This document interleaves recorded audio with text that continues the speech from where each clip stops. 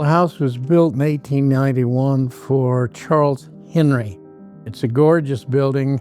It became what would be a paradigm for the modern house.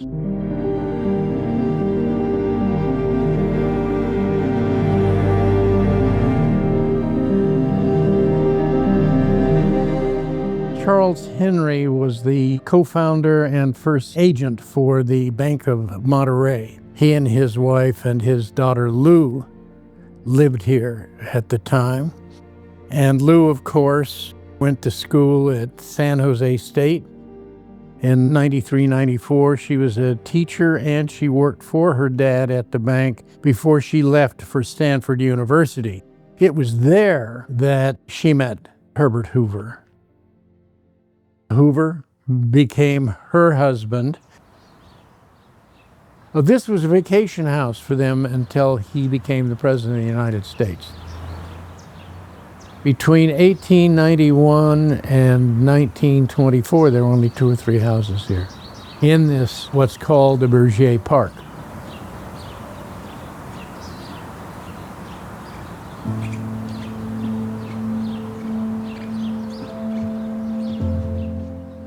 I love the redwood interior of the home. It has a timeless, classic beauty. Redwood architecture, attention to detail in the craftsmanship. Even in the dining room, there is the growth chart of Herbert Hoover's family, children, and grandchildren. In 1913, the house was given to Lou by her parents, and then it became the Hoover House. What we call it is vernacular style. There was a transition in California, moving from more vernacular buildings, simple buildings, to complex in the arts and crafts movement. The interiors are all heart redwood from the time. It's in excellent condition. The original building envelope is here. There was some modification made in 1950.